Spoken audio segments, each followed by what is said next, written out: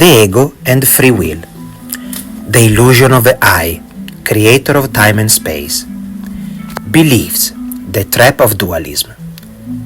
The illusion of separation as one of the root of ignorance. Hello everyone. We think we are in control? How many times in life we wish to be so rich we don't have to worry about our finance situation? Or how many times we wish to stay in bed on Monday morning instead of going to work? Well, we can't. And that means that we do not have control on our lives. We cannot do what we want, because even if we have so much money, then we will become worried on not losing them, and stress on how to protect our properties, and so on and on. And thoughts going to be even more stressful when our relationship going to be affected too. So we wish to have control, but it is almost impossible. There is always something making us suffering. Life is suffering. The reason is because we constantly identify as a human being, and we believe reality is all that there is. We constantly believe in something. Beware what you believe. Now I tell you why. What makes us believe and why it is require absolute attention on our beliefs? It is ahamkara, or the ego. The ego is the outgoing part of the mind that has the computing of putting together all our senses, impressions and memories. All genetic ancestors' memories, including body structure. Are we similar to our parents or not? And also ideas, all impressed memories on ourselves, the mental body or astral body. All that we absorb since we come to life. For example, repetition of old habit, reaction on old pattern assimilating by just growing up with our relatives. The ego is also responsible of connecting us with external constructed reality through our senses. The ego is controlling those impulses that we exchange through the organs of senses and the object of our senses. Example: I see with eyes and I want to eat what I like to taste with my mouth. Or I am doing that with my hands. It is my idea, my discovery. It's my feeling. I think that. I listen with my ears. All this happening because we have an ego that gives us impressions to have our own body, mind, senses, and their sensations, emotion rising, ideas, thoughts, and make us believe we are that person that think and feel and do. But how we can own a mind with such a complexity and intelligence? Do we know how to construct our ego and its circuits? Are we even conscious of its job? No, we are not. Ego is a product of the mind. The mind is a product of nature. All of our experiences and environment is a product of nature, with fixed laws. We will not know how to create our reality if we keep believing we are creating this one. But in truth, we are not. Our reality is made by Mother Nature, and we just experience it as a witness. This reality is created for us with unbendable laws.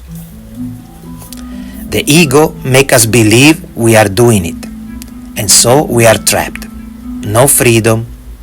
Also, the ego is product of nature, that it is programmed to make us survive here in this limited visible spectrum of three-dimensional reality.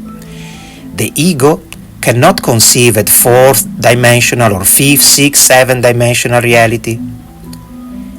The ego's job is to associate body, sensory, and thoughts emotions, to create attachment and desire. So we stay here in this limited three-dimensional reality with him, the ego.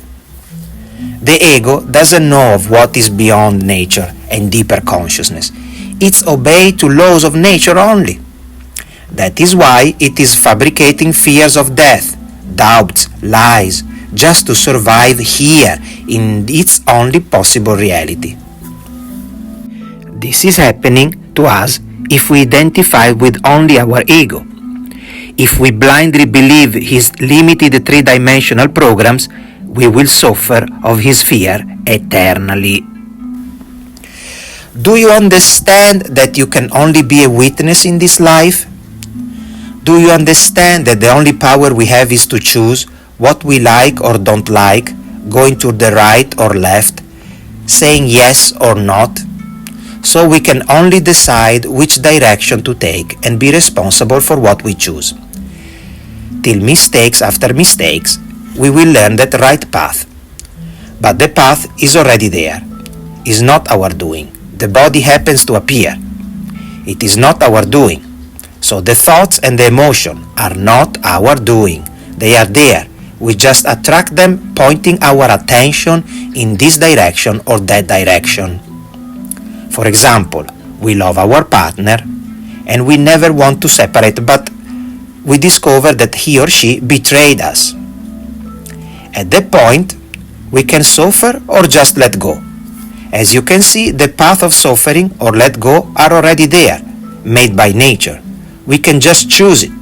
If keep suffering, holding that feeling of love attachment for a few more years, or just let go and control the senses and feeling and move to another story. As I say before, we are a witness of this experience of life. It is all written for us in the laws of nature. We can only choose a path, one per time, one of a possibility made already ready, to pass the next level like in a video game, and reach the final level, where we open the last door and we transcend our nature and its game. Anyway, we are trapped inside the idea of time. Why? Because the ego is responsible for it too. You see, our way of thinking is limited by the way of our brain machine is constructed. For example, we cannot say yes and no at the same time, before we say yes and after we say no. We need to take one path per time. We cannot go left and right at the same time. This means movement. Before we go right and then we explore left.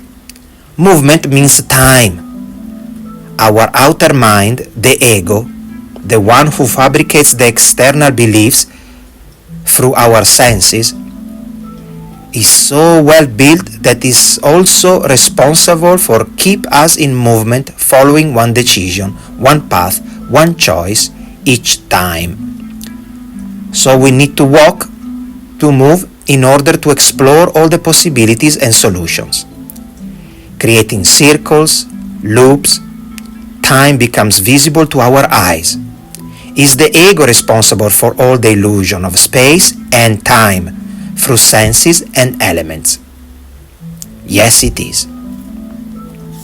Meanwhile, if we could experience right and left at the same time, there will be no need for movement.